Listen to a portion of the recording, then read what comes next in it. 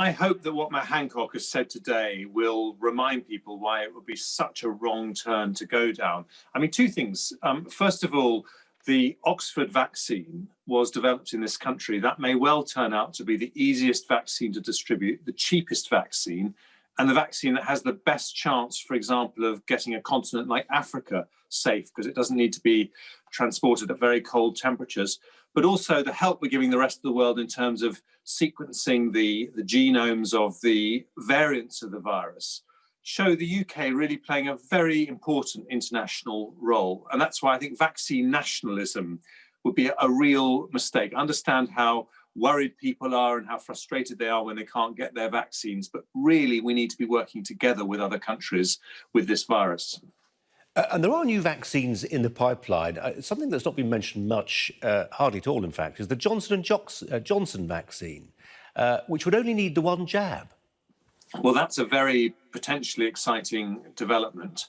But right now, I mean, Matt Hancock used the phrase war. In a way, the phrase I would use is race, because what we are trying to do is to get as much of the population vaccinated as we can to stop the spread of the virus before we see variants emerging which are immune to the vaccine. And, you know, that will happen over a period of time because viruses are very quick at mutating. May not happen this year, but it will happen at some stage. But if we can get this vaccine out and stop the spread of the virus, because sufficiently large numbers of us have had the vaccine, then that will make it less likely to be a problem for us. We'll come back to what Sir Simon Stevens had to say to your committee in just a second, but we were just listening a few moments ago to Priti Patel, the Home Secretary. I think backbenchers were expecting her to address the question of quarantine hotels. She did, but only by saying, I can't speculate, there's going to be an announcement pending. How necessary are quarantine hotels? Should we target specific countries, or ought it actually instead to be a blanket ban? Well, if you look at the countries that have been most successful in tackling the virus, whether it's Korea or Taiwan or New Zealand or Australia, they had strict border controls right from the outset. So I think there's no doubt this can be a very effective mechanism. It'll be incredibly difficult to do some countries and not other countries because of the way the virus is mutating. I mean, who would have known 3-4 weeks ago we were going to get another variant from Brazil, for example?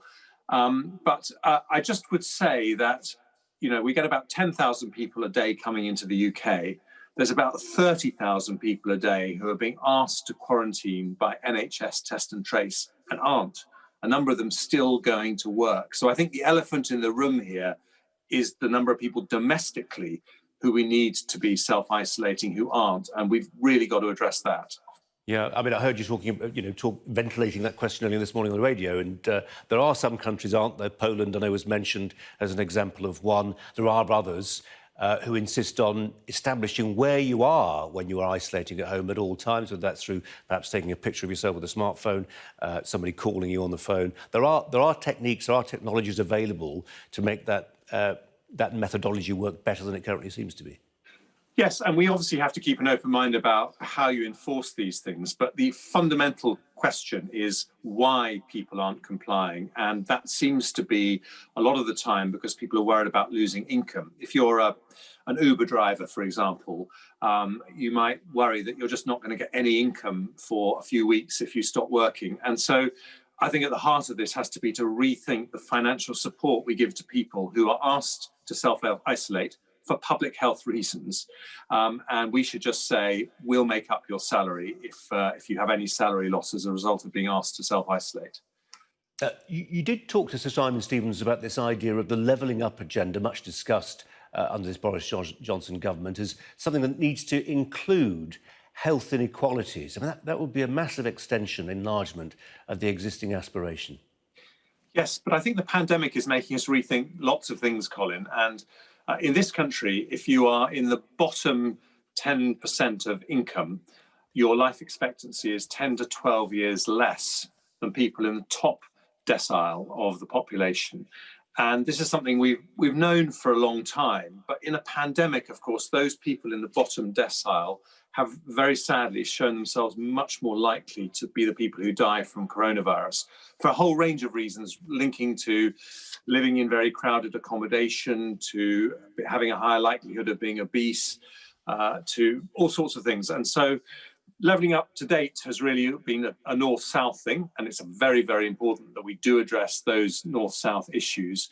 But I think we need to look at the broader health inequalities, and Sir Simon was giving that very strong support today.